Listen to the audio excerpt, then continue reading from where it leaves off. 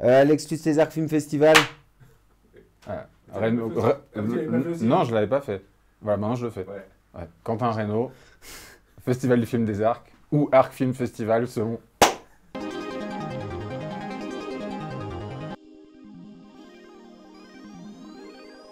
C'est l'histoire d'un père et d'un fils qui doivent évacuer leur lotissement, qui va être bientôt aux prises des flammes d'un feu géant.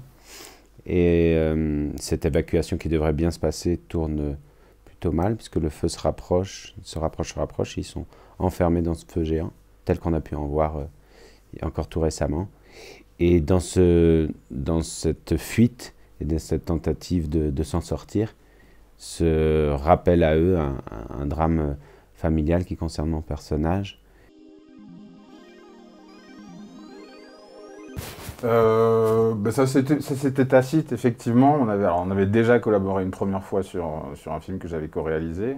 On a travaillé ensemble sur 5e set et on a eu une très belle relation de travail. Alors, je ne sais pas s'il l'aurait fait, mais il m'avait dit à la sortie du film, il m'avait dit si tu veux, tu me dis à quel endroit je dois être, à quelle heure je dois être, et puis j'y serai et je tournerai le prochain film, voilà, sans savoir plus de choses. Donc, c'est un rôle physique et psychique, ce que j'aime bien dans le cinéma de Quentin, en fait, avec des personnages comme nous le sommes tous, finalement, je pense, plus ou moins torturés, quoi. Mais du coup, ça donne des films très radicaux, avec une forme et formidable visuellement, un spectacle visuel qui est quand même dingue.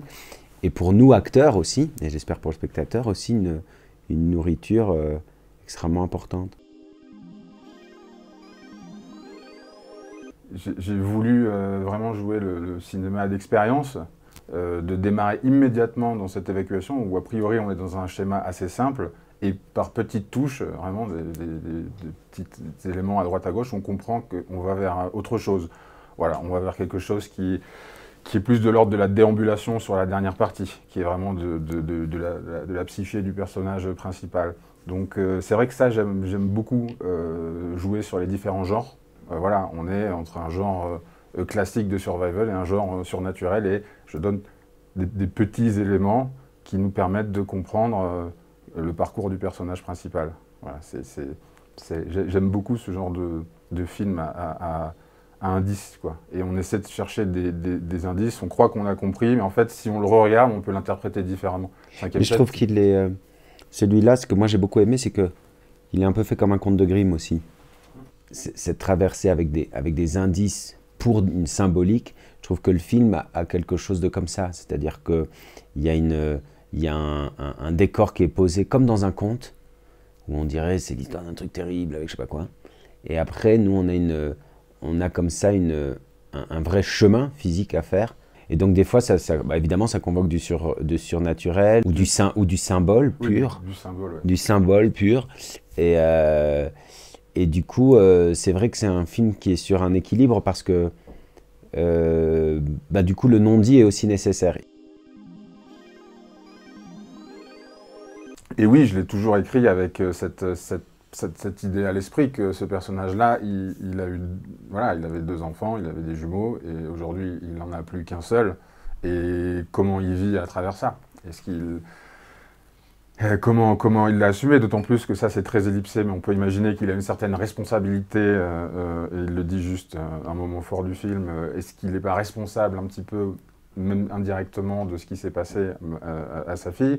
Et donc, il y a eu cette espèce d'effacement envers celui qui reste. Et c'est aussi ce rapport-là, quand on parlait de filiation de père à fils, à petit-fils.